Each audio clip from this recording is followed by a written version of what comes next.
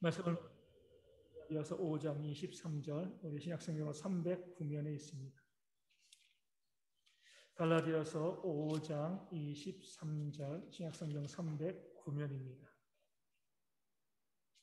제가 말씀을 읽어 드리겠습니다. 온유와 절제니 이 같은 것을 금지할 법이 없느니라. 아멘. 성령의 열매인 사랑에 대해서 말씀을 증거하고 있습니다. 이 성령의 열매는요, 성령의 인도하심을 받는 자들, 그러니까 구원받은 자들이 반드시 맺게 되어지는 열매가 되어지죠. 그 사랑에, 진짜 사랑에 무엇이 있다고요? 온유와 절제가 있습니다. 네, 절제라는 단어는 세상에서도 많이 쓰지만 이 온유라는 단어는 세상에서 잘 쓰지 않습니다. 왜 안 쓰냐면 그 자체가 거룩하기 때문에 세상에는 이런 모습이 없습니다. 온유가 뭐죠? 부드러운 거죠. 부드러운 건데 어떤 부드러움이요? 되게 강력한 힘이 있는데도 부드러움. 세상에서 왜 이 말을 안 쓰냐면 세상은요, 힘이 있으면 힘을 자랑합니다. 나 이런 힘 가지고 있다라고 위세를 부리죠. 힘이 없으면은요, 어쩔 수 없이 찍소리 못하고 부드러울 수밖에 없습니다. 세상은 힘 있으면 강하고 힘 없으면 부드러운 거예요. 그래서 직장이라든가 이런 곳에서 보면은요, 우리 이 갑질하는 그런 상사들이 많이 있잖아요. 힘이 있으니까, 뭐 능력이 있으니까 그 힘 가지고요, 힘을 자랑하고 과시합니다. 또 부하 직원들은 어때요? 힘이 없으니까 뭐 찍소리 못하고 그냥 뭐 순종하고 가만히 있는 거죠. 이것이 우리가 이제 살고 있는 세상의 모습입니다. 우리 지난주에도 참 가슴 아픈 그런 일이 있었잖아요. 우리 여군 부사관이 뭐 이 상사 또 뭐 그 사람도 이 중사였던데 뭐 계급이 높은 것도 아니고 바로 위에는 직속 상관이죠. 그러니까 직속 상관에게 괴롭힘을 당하다가 스스로 이 목숨을 끊는 그런 일들이 벌어졌습니다. 그러니까 세상의 모습이 이거예요. 힘이 있으면 과시하는 게 당연한 거예요. 힘을 보여주고 나 이런 사람이야라고 이야기하는 거죠. 힘이 없으면은요 계속 피해자로서 쥐 죽은 듯이 가만히 있는 것. 가끔 이런 사람이 있긴 있습니다. 힘 없는데도 뭐예요? 너무나 당하는 것이 억울하니까 센 척하는 사람들이 있어요. 힘이 없는데도 강하게 자기를 포장하고 보여주는 거죠. 이런 사람들이 있는데 세상에 뭐는 없어요? 온유한 자는 없습니다. 오늘 말씀 가운데 나와 있는 것처럼 분명히 힘이 있는데 능력이 있는데도 그 힘과 능력을 과시하지 않고 자랑하지 않고 그것을 부드럽게 풀어낼 수 있는 이 온유함이 세상 가운데 없기 때문에 이 온유함이 있는 것이 우리의 거룩함이고 진짜 사랑이라고 성경은 우리 가운데 말씀해주고 있습니다. 이 온유함을 볼 수 있는 것, 어떻게 보면 좀 비슷하게 볼 수 있는 것, 비유할 수 있는 것이 운동이죠, 운동. 운동하다 보면 어때요? 우리 가운데 운동 좋아하시는 분들 많이 있는데. 저도 이제 탁구 좋아하는데, 저는 잘 못 치는 이 축에 속하죠. 왜냐면은요, 힘만 가지고 치거든요. 힘만 가지고 탁구 치는 사람은 누구에게 져요? 부드럽게 치는 사람에게 이길 수가 없습니다. 온 힘을 다해서 탁구를 치는데, 제가 알고 있는 어떤 분은 정말 탁구를 잘 치는데, 너무 부드러운 거예요. 저보다 한참 고수죠. 부드럽게 탁구를 쳐요. 그렇다고 해서 공이 약하게 오는 건 아니에요. 운동하다 보면 어때요? 점점 경지에 오르면 오를수록 힘을 빼게 됩니다. 힘이 없는 게 아니에요. 힘이 있는데도 그 힘을 빼고 부드럽게 할 때 어느 정도 수준에 오른다 이렇게 보게 되어지는 겁니다. 온유도 마찬가지입니다. 힘이 없는 게 아니에요. 분명히 능력이 있습니다. 힘이 있습니다. 그럼에도 불구하고요. 그것을 과시하지 아니하고 부드럽게 풀어내는 것. 그렇기 때문에 온유는 무엇과 함께 있는 거죠? 그 뒤에 절제와 함께 있습니다. 절제할 줄 아는 사람, 힘을 빼는 사람이 온유한 사람. 힘이 없는 사람이 아닙니다. 힘이 없어가지고 어쩔 수 없이 부드러운 것은 온유함이 아니에요. 분명히 힘이 있음에도 불구하고요. 절제하면서 힘을 빼고 그것을 통하여서 부드럽게 사람들을 대하고 섬길 수 있는 모습이 있을 때 이것이 온유고 이게 성령의 인도함을 받는 구원받은 자들에게 있는 사랑의 특징이 되어지는 겁니다. 그렇기 때문에 정말 구원받은 사람은요. 사회에서 직장에서 어떤 높은 위치에 올라가 있어도요. 위력을 행사하지 않죠. 내가 어떤 위치에 올라가 있다 할지라도요, 아랫사람에게 갑질하지 아니하고 그 힘을 과시하지 않고 오히려 그 높은 위치에서 사회적으로 또 지위적으로 아래에 있는 사람들을 부드럽게 섬기고 사랑할 수 있는 그런 모습을 보일 때, 아, 이것이 온유다, 이것이 거룩함이고 진짜 사랑이다, 이렇게 이야기되어지는 겁니다. 이런 온유에 대해서 가장 잘 보여주시는 분이 누구예요? 예수님이셨습니다. 예수님께서 이 땅 가운데 인간으로 태어나신 것 자체가 온유함입니다. 전능자잖아요. 창조주잖아요. 어떻게 보면 힘이 넘치는 거예요. 무한한 힘과 권능을 갖고 있는 분이 구유 속에 말랑말랑한 어린아이로 누워 있는 겁니다. 우리 뒤에 우리 사무실에 회원이 있는데 딱딱해야 말랑말랑해요? 말랑말랑하죠. 우리 가난하게 보면 어때요? 부드럽잖아요. 너무 부드러워요. 아무 힘도 없어 보입니다. 그런데 그분이 누구예요? 전능자 하나님이신 거죠. 창조주와 전능자가 그 말랑말랑한 아기의 모습으로 이 땅 가운데 태어나신 것 자체가 온유함이죠. 어린아이지만 전능자고 창조주입니다. 얼마든지요, 그 갓난아기의 힘으로도, 전능자의 힘으로 온 인류를, 온 우주를 다 사라지게 하실 수 있는 분인데 마치 아무것도 못하시는 것처럼 힘을 다 빼고 어린아이의 모습으로 구유에 누워 계십니다. 그 모습 자체가 온유함을 상징적으로 보여주는 겁니다. 주님께서 가장 온유하신 분이죠. 또 주님의 온유하심이 어디서 보여지죠? 십자가 위에서. 십자가에 달리셨습니다. 주님께서 우리 베드로에게 이야기한 것처럼 12군단이나 더 되는 천사들을 불러다가 주님을 조롱하고 모욕하는 사람들 왜 못 죽이시겠습니까? 뭐 천사 필요 없어요. 전능자이시니까 말씀 한마디만 해도요, 그 주님을 십자가에 못 박는 사람들, 그 앞에 있는 사람들 단번에 먼지로 만들어 보실 수 있는 능력이 우리 주님께는 있습니다. 그런데 그 전능자가 사람들에게 모욕당할 때 한마디도 대꾸하지 않으십니다. 성경 표현대로 도살장에 끌려가는 어린 양처럼 한 말씀도 하지 않으시고 그 모든 모욕, 그 모든 침뱉음, 그 모든 채찍질, 그 십자가에 못 박히고 그 위에서 아무 대항도 안 하시고 아주 가장 부드럽고 낮은 모습으로 십자가에 달려 계신 거죠. 이해가 안 가잖아요. 사람들이 이야기하잖아요. 네가 거기서 내려와서 하나님의 아들임을 증거해라. 왜 그 능력이 없냐? 그 백성들이 생각하는 것 이상의 능력이 있는 거잖아요. 능력이 없어서 십자가에 달리시면 어쩔 수 없어요. 온유한 게 아니에요.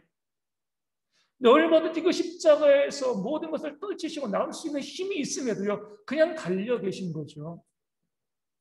그 십자가에서 무엇이라고 말씀하십니까? 요한에게 내 어머니다. 육신의 어머니 마리아를 부탁하자. 우리 이재철 목사님이 그 책에서 이야기한 것처럼 그 십자가는요, 어떤 장소라고요? 십자가에 달린 모든 사람들이 뭐 하는 거예요? 죄수들이 너무 고통스러우니까 거기에서 그냥 끊임없이 사람들을 욕하고 저주하고 욕을 쏟아내는 그런 현장이 뭐예요? 십자가가 되어지는 거예요. 그러니까 사람들이 그 구경하러 오는 거죠. 고통스러우니까 고통을 잊기 위해서 바락바락 소리 지르면서 그 십자가에서 욕하는데 우리 주님은요, 전능자이신 대로 그 십자가에서 묵묵히 그 고통을 받으시고 부드럽게 아버지여 아버지여 내 영혼을 받으소서. 저들을 사하여 주옵소서. 자기들이 하는 일이 무엇인지 알지 못합니다. 그 십자가에서 모든 힘을 절제하시고 힘을 다 빼시고요, 묵묵히 온유하게 부드럽게 그 십자가의 죽음을 받아 내셨습니다. 힘이 없어서 어쩔 수 없이 달리신 것이 아니라 힘이 있지만 그 힘을 빼신 것, 절제하신 것, 부드러운 것, 이것이 바로 주님의 온유함을 우리 가운데 보여주는 거죠. 그런 면에서 주님은요, 부드럽게 태어나셨다가 부드럽게 돌아가셨습니다. 힘이 없는 거예요. 전능자이심에도 말랑말랑한 아기로 태어나셨다가 도성에 끌려가는 어린 양처럼 묵묵히 그 십자가 형벌을 받으심으로 우리에게 그 온유함을 보여주셨습니다. 이것을 우리가 닮아가야지. 앞서 말씀드린 것처럼 나한테 힘이 있다고요, 목소리 크다고 힘 자랑하고 목소리 높이는 것은 이제 세상입니다. 구원받지 못한 사람들. 내가 정말 구원받은 사람이고 성령의 열매가 있으면 힘이 있어도 능력이 있어도요. 철저하게 온유함으로 그 힘을 절제하면서 부드럽게 내 가정과 이웃을 돌아볼 수 있는 것이 정말 구원받은 자들의 모습이 되어집니다. 그 사람이 잘못했는데요. 그래도 온유해야죠. 하나님이 그러셨잖아요. 에덴 동산에서 아담과 하와가 범죄했습니다. 하나님께서 모든 것 다 차려주시고요. 살 수 있는 모든 것 다 준비하시고 딱 한 가지만 명령이라기보다 부탁이죠. 동산 중앙에 있는 선악을 알게 하는 나무의 열매는 먹지 마라. 그거 먹으면 하나님께 손해될 건 없어요. 너희가 죽어. 너희를 위해서 내가 이거 한 가지 부탁하는데 동산 중앙에 있는 나무의 열매는 먹지 마. 아담과 하와가 어떻게 했습니까? 그 하나님의 간절한 부탁에 아랑곳하지 아니하고 선악을 알게 하는 나무의 열매를 따 먹은 거죠. 우리 옛날에 우리 우화 보면 청개구리 우화가 있잖아요. 청개구리가 비 오면 왜 울어요? 엄마가 유언했잖아요. 엄마 개구리가. 하도 말을 안 들어가지고 마지막 유언으로 내가 죽으면 어디다가? 물가에 묻어달라. 그럼 산에다 묻어지겠지. 근데 그 못된 말 안 듣는 청개구리도 어때요? 마지막 엄마 말은 유언은 듣고 어디에 묻었다고요? 물가에 묻어가지고 비가 오면 계속 개굴개굴 한다. 우리 우하자. 우리 많이 들었죠. 이 세상에서도요. 부모가 간절하게 이게 마지막 내 부탁이야. 이것만은 꼭 지켜줘. 그럼 어때요? 자녀들이 웬만하면 그것을 지키려고 노력합니다. 그렇게 간절히 부탁을 했는데 자녀가 안 지키면 어때요? 부모도 눈에 보이는 게 없죠. 야, 내 자식도 아니다. 이렇게 간절히 부탁을 했는데 그것도 너를 위해서 이걸 안 지키냐? 너를 자식으로 인정할 수가 없다. 이렇게 되어지는 거죠. 하나님이라고 왜 안 그러셨겠습니까? 그들을 위해서 동산 중앙에 있는 그 나무의 열매를 따먹지 말라고 했는데도 그 간절한 부탁을 어기고요. 그 선악을 알게 하는 나무의 열매를 따 먹었습니다. 범죄한 거죠. 그럼 전능자께서 어떻게 하셔야 돼요? 이미 약속은요, 따먹으면 정령 죽으리라. 죽는 거예요. 하나님께서 그 아담과 하와의 범죄에 대해서 당장에 직접 심판하시고 그들을 죽이신다고 해도 뭐라고 할 게 없잖아요. 그런 힘이 하나님 가운데 있었습니다. 그래서 아담과 하와도 무서워서 숨었잖아요. 하나님을 피했습니다. 그런데 그들이 숨어 있는 곳 하나님이 모르시겠습니까? 찾아가서 그들에게 말씀하시는 거죠. 뭐라고 아담에게 이야기하시죠? 아담아, 내가 어디 있느냐? 몰라서 물어보시는 건가요? 그 앞까지 가셨는데 다 아시죠. 어디 있는지 어디 숨어 있는지 무슨 일이 있는지 다 아시죠. 그런데도 하나님께서는요, 그 힘을 행사하지 않으시고요. 아담 앞에 찾아가서 부드럽게 그 범죄한 인간에게 아담아 내가 어디 있느냐. 이미 무엇이 있는가? 용서가 있는 거예요. 책망하고 꾸짖고 범죄한 것에 대해서 진노하시기 위해서 찾아가신 것이 아니라 그 전능자와 힘을 쫙 빼고요. 온유한 모습으로 아담에게 찾아가시는 사랑이죠. 그들의 죄에 대해서 용서하시고 다시금 회복할 길을 알려주시기 위해서 아담과 하와를 찾아가신 겁니다. 그 상대방이 죄를 지어서 나는 온유할 수가 없습니다. 죄 지었는데 어떻게 부드러울 수 있나요? 이렇게 말씀하지 마세요. 하나님도 그러셨습니다. 그 상대방이 아무리 내 마음을 아프게 하는 그런 죄를 지었다 할지라도 내가 구원받은 성도라고 하면 내가 성령의 열매를 맺는 사랑하는 삶을 살아가는 그런 백성이라고 하면 뭐 하셔야 돼요? 온유할 수 있어야 됩니다. 이게 우리의 거룩함이에요. 우리의 다른 점이죠. 세상과 다른 우리의 모습이 되어지는 겁니다. 그러니까 교회가 그런 모습을 보여줄 수가 있어요. 하나님께서는요, 교회 가운데 힘 있는 사람들 들어서지 않습니다. 힘 있는 사람들, 자기 주장하고 자기 목소리 높이면서 그런 사람들을 교회에서 하나님께서 들어 쓰시면 교회는 어떻게 되죠? 교회는 그냥 난장판이 되어져 버립니다. 우리는 개인적인 생각으로는 힘 있고 능력 있는 사람들이 교회에 있으면 얼마나 좋을까? 우리의 생각이죠. 세상의 생각. 그런 사람들이 교회에 있으면 교회는 난장판이 되어집니다. 교회는요, 온유한 사람들이 리더로 세워지는 곳이 바로 교회죠. 온유한 사람들이 이끌어 가는 곳이 바로 교회입니다. 그 모습을 하나님께서는요, 모세를 통해서 보여주십니다. 모세의 별명이 뭐예요? 지면에서 온유함이 가장 승한 자, 뛰어난 자이다. 모세의 특징도 온유한 거죠. 모세는 원래 강한 사람이었습니다. 태어나면서부터 100일 지나서 40세가 될 때까지 어디서 자랐어요? 애굽 이집트의 궁전에서 왕자로 자랐습니다. 무술도 익혔겠죠. 학문도 익혔을 것이고 통치 지도력 모든 거 다 익혀가지고 어떻게 보면 엘리트 중에 초엘리트로 모세는 자랐습니다. 능력 있고 힘 있는 사람이었어요. 그렇기 때문에 40세에 뭐였죠? 능력 있고 힘 있는 애굽의 왕자. 하지만 이스라엘 민족으로서 내가 이 민족을, 우리 민족을 애굽에서 출애굽시키는데 떠나게 하는 그 사명을 감당하겠다는 그런 마음을 품고요. 자기 동족을 죽인 자기 동족을 괴롭히는 애굽 사람을 죽여버렸습니다. 어떻게 보면 일종의 신호탄인 거예요. 내가 이제 시작하니까 나를 따르라 이거죠. 그랬는데 어떤 일이 벌어졌습니까? 마땅히 자기를 따라서 출애굽의 역사를 이뤄갈 줄 알았던 그 백성들이 모세를 배반하는 거죠. 그리고 나서 하나님도 모른 척 하시는 거예요. 도와주셔야 되는데 모른 척 하시니까 모세가 어때요? 자기 목숨을 건지기 위해서 미디안 광야로 가서 80세가 될 때까지 40년 동안 목동으로 지낸 거예요. 한번 생각해 봤습니다. 만약에 그 40세의 모세가 기운 팔팔하고 능력 있고 힘 있는 그 모세가요, 이스라엘 백성들을 이끌고 광야로 갔으면 어떤 일이 벌어졌겠습니까? 어땠을 것 같아요? 아마 제 생각에는 40년은 고사하고 한 4일 정도 지나면 모세는요, 이스라엘 백성들과 멱살 잡고 싸웠을 것 같아요.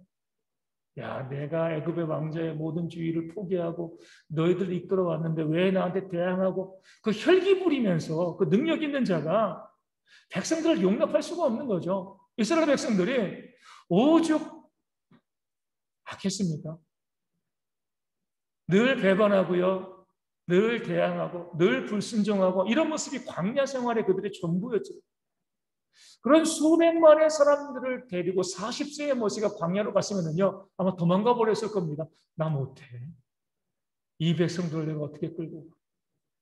그래서 하나님께서 그 강력한 힘을 가지고 있는 모세를 광야로 40년간 보내신 거죠. 애굽의 왕자였는데 뭐 한 거예요? 목동이 된 거죠. 목동이 뭐 하는 거죠? 양들 키우는 거죠. 양을 키우면서 무엇을 배우는 거예요? 사랑하는 것을 배우는 거죠. 온유를 배우는 거예요. 힘을 빼는 것을 배우는 거예요. 그렇게 해서 그가 온유하게 되어지고요. 그가 힘을 쭉 빼고 난 다음에 80세가 되었을 때 하나님께서는 그를 애굽으로 보내십니다. 그리고 수백만의 사람들을 광야로 끌고 출애굽시키시는 거죠. 그 백성들이 얼마나 모세를 힘들게 했습니까? 대항하고 대들고 원망하고 불평하고, 심지어는요, 모세의 친형인 아론이랑 친누나인 미리암도요, 모세에게 대항했잖아요. 그 시간을 40년 모세가 보냈습니다. 아마 4년만 해도 미칠 거예요. 40년간 모세가 그 완악하고 그 못된 백성을 끌고요, 광야를 살아올 수 있었던 이유는 그가 온유했기 때문에. 40년간 광야에서 하나님으로부터 힘 빼는 훈련을 받았기 때문에 그렇습니다. 백성들이 하나님을 원망하고 불평하고 모세를 대항해도요, 모세는요, 그들에게 거칠게 대하지 않았습니다. 늘 부드럽게. 모세가 잘못한 거 없어요. 다 백성들이 잘못한 겁니다. 그럼에도 그 백성들이 원망과 불평이 있음에도요, 거기 맞대어 싸우고 다투고 하지 않으려고 부드럽게 온유함으로 그 백성을 이끌었으니 40년 동안 그들을 이끌 수 있게 되어진 것이죠. 때로 하나님께서 모세를 시험하기 위해서 내가 이 모든 백성을 진멸하고 너를 통해서 새로운 민족을 만들겠다라고 하셨을 때 모세가 뭐라고 기도해요? 하나님, 그렇게 하시면 안 됩니다. 그 못된 백성인데 늘 자기에게 반역하고 원망하고, 저 같았으면 하나님 잘하셨습니다. 그렇죠. 저도 이제 너무 힘듭니다. 다 죽이시고 저를 중심으로 새로운 나를 만들어갔으면 좋겠습니다. 이렇게 할 건데 모세는 어떻게 했어요? 차라리 나의 이름을 생명책에서 빼는 한이 있더라도 이 백성은 구원하여 주시고 이 백성을 용서하여 주옵소서. 교회 목사이건 어떤 직장의 상사이건 사장이건 어떤 그룹의 리더이건 그 밑에 있는 사람들이 그렇게 부하 직원들이 힘들게 하고 막 아프게 하고 욕하고 비난하고 말 안 듣고 그랬는데 그들을 위해서 부드럽게 사랑을 베풀 수 있는 모습, 이것이 바로 하나님께서 원하시는 진짜 사랑, 하나님의 일꾼들의 모습이 되어진다고 성경은 우리 가운데 보여주고 있습니다. 오늘도 하나님께서 우리 가운데 원하시는 모습은요, 이런 온유한 모습이 되어집니다. 우리 교회와 우리 가정과 우리 사회 가운데서 이런 모습을 찾아보기 어렵지만 내가 정말 구원받은 백성이라고 하면 성령의 열매를 맺는 백성이라고 하면 우리에게도 온유와 절제가 있어요. 나를 내세우고 내 힘을 과시하는 것, 또 남이 나의 말에 복종하는 것, 이거 즐겨하시면 안 됩니다. 이거 좋아하시는 분들이 있어요. 어젠가 제가 이제 우리 오은영 박사인가요? 그분이 이제 이 체벌에 대해서 이제 이야기하고 있는 내용을 좀 봤습니다. 그분이 이렇게 이야기해요. 그 체벌이 안 좋은 거 알면서도 부모들이 왜 자꾸 체벌할까? 체벌하다 보면 뭐가 있어요? 체벌하는 맛이 있고요. 때리는 맛이 있다는 거죠. 거기 중독된다는 걸 거기도. 체벌도 중독된다는 거예요. 아, 그러면 안 되는데라고 하면서도요. 거기에 중독되다 보니까 자꾸 체벌하게 되어지는 거죠. 갑질하는 것도 그러고 내 힘을 과시하는 것도 중독성이 있습니다. 내 주장하고 내 목소리 높이고요.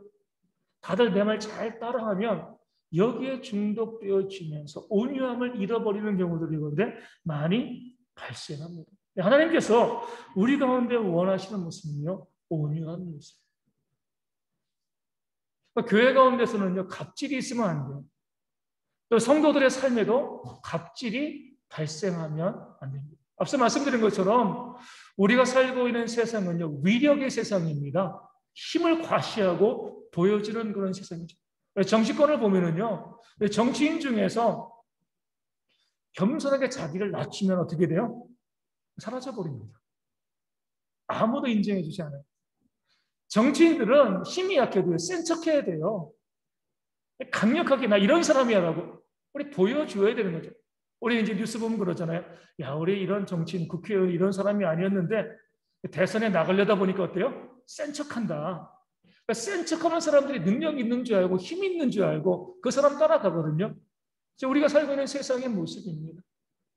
우리 연예인들도 보면 어때요? 그러니까 자기들이 가지고 있는 것 끊임없이 자랑합니다. 요즘 보면은 방송을 보기 싫을 때가 참 많이 있어요.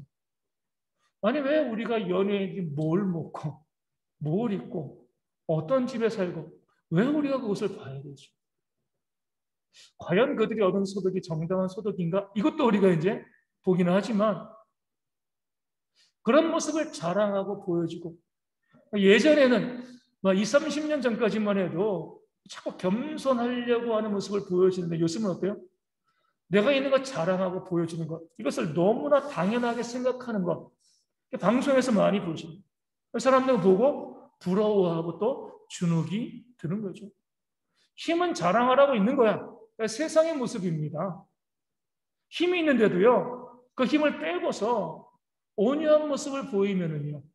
사람들은 바보라고 어리석다라고 이야기합니다. 그렇기 때문에 온유라는 단어가 세상에 없어요. 오직 구원받은 우리에게만 온유라는 단어가 있습니다. 아무리 큰 힘과 능력이 있어도 예수님처럼 그 힘을 빼고 부드럽게 말하고 행동하는 그런 모습들이 우리 가운데 있을 때 우리가 진짜 구원받은 사람입니다. 우리 가운데 하나님의 사랑이 가득한 그런 모습을 증거하게 되어집니다. 방송에서 보면 우리 김수미 씨라는 분 있잖아요.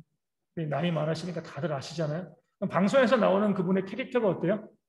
좀 세죠, 그렇죠? 뭐 할 말 다 하고 뭐 욕도 잘하고 뭐 하고 싶은 거 다 하고 야 정말 센 캐릭터다.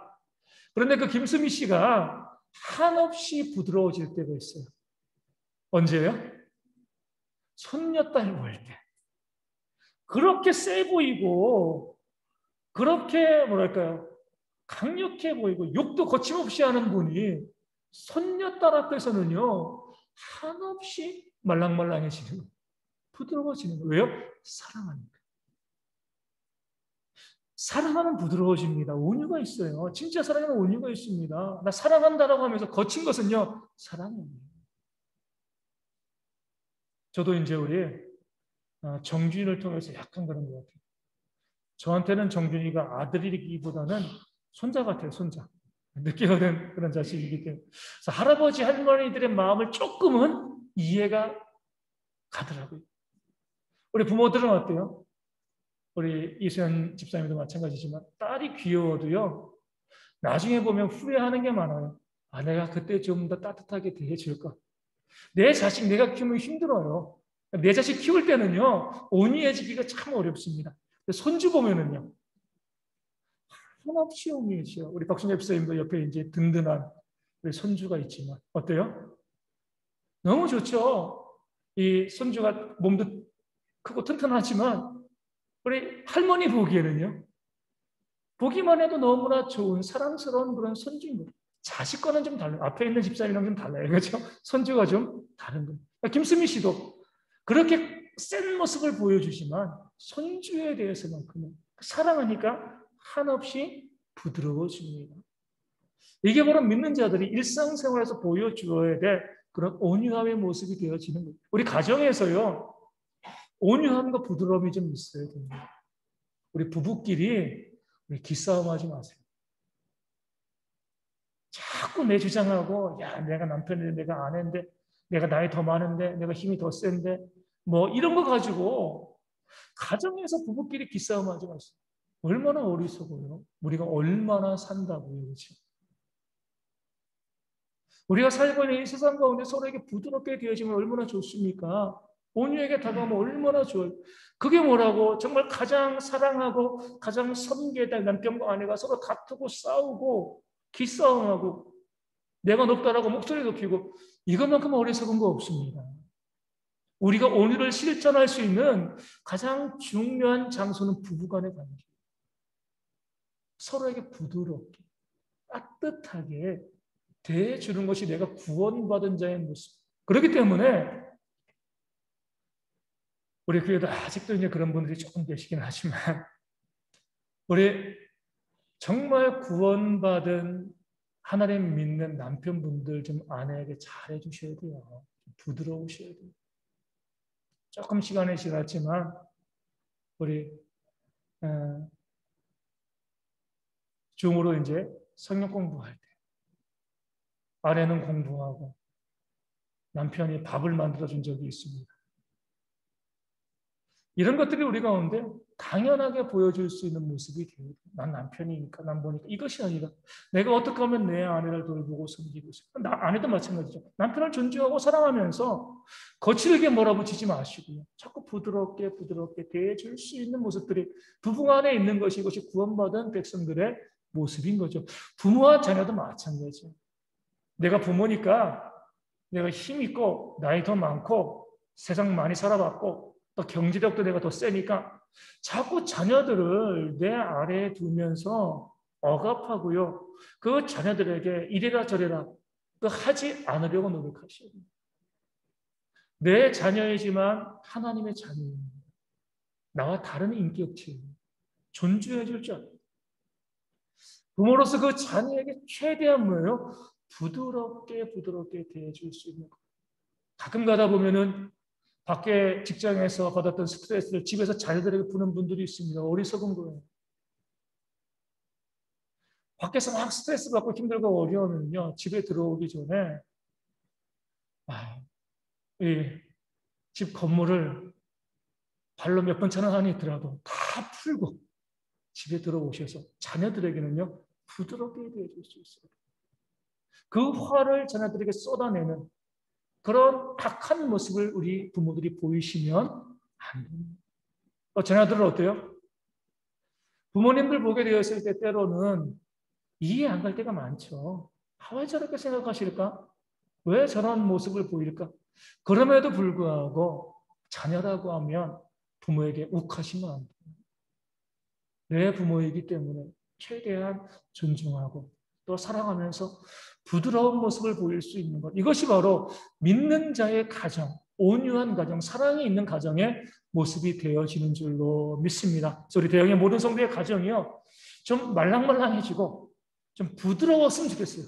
거칠게 경쟁하고 다투고 신경질적으로 반응하는 모습이 아니라 좀 따뜻하게 이해하고 용납하고 받아주고 사랑하는 그런 모습이 우리 가운데 있을 때, 세상이 봤을 때 정말 하나님 믿는 가정은 다르다라고 이야기하고요. 우리 가정의 모습 자체가 전도가 되어지는 겁니다. 더 이상 우리의 가정 가운데 큰 목소리 나지 않기를 소원합니다. 교회도 마찬가지죠. 교회 가운데서도 자꾸 자랑하지 마세요. 세상에서 이런 사람이야, 이런 지위 갖고 있어, 이거 가지고 있어, 이런 능력이 있어. 또 교회에서 뭐로 자랑해? 이런 직분 가지고 있어. 난 목사인데, 나는 장로인데, 우리 권사인데, 안수 집사인데, 난 뭔데? 이렇게 하면서 자꾸 자기의 직분을 자랑하고 내세우고, 우리 교회는 없지만 좀 규모가 있으면 어때? 교회 규모가 커지면 커질수록 직분이 신분이 되어지는 경우들이 너무나 많이 있습니다. 어리석은 거죠. 하나님께서 인간으로 이 땅 가운데 태어나셨잖아요. 십자가에 묵묵히 달리셨잖아요. 그 하나님을 믿는 우리가 하나님도 그렇게 하셨는데 교회 가운데 우리가 뭐라고요? 내가 더 높아. 목소리 높이고 다투고 싸우고 내 주장하고. 이 모든 것은요, 하나님 모시기 악하고 어리석은 모습입니다. 우리 교회도 부드러울 수 있어야 돼요. 교회 가운데 큰 목소리 나지 않도록 우리가 애써야 됩니다. 그것을 주장하고요, 다투고 싸우고 그런다고 해서 뭐가 바뀌겠습니까? 뭐가 중요해요? 할 수만 있으면 내가 사랑을 가진 자로서 내 힘이 있지만, 내 생각이 있지만 절제하고요, 힘을 빼고서 부드럽게 사람들을 대하고 따뜻하게 우리 공동체, 우리 성도들 대해줄 수 있는 모습들이 우리 가운데 있어야죠. 그럴 때 하나님께서 그런 교회의 회복과 부흥의 역사를 허락해 주실 줄로 믿습니다. 그런 사람이 우리 가운데 있어서 우리 앞으로 제가 바라고 소망하기는요, 우리 대응의 가정에 다 믿는 가정이건 또 믿지 않은 가족들도 있는 가정이건 다툼과 싸움이 없는 온유함으로 서로 부드럽게 대하는, 그래서 목사님 우리 가정에 이런 거 있어요, 속상해, 이런 것도 없이 모든 가정이 평화롭게 온유하게 세워지는 가정 되어지고요. 우리 교회에서도 우리가 함께 여러 다양한 사람들이 모여서 신앙생활 해나가는데 다투고 싸우지 않고요, 목소리 높이지 않고 따뜻하고 부드럽게 우리 서로를 돌아보고 또 섬기고 손해보고 온유한 모습으로 절제할 수 있는 그런 공동체로 교회가 부흥할 수 있도록 우리 찬송하고 함께 우리 기도하도록 하겠습니다. 우리 528장 함께 찬송하겠습니다. 528장입니다.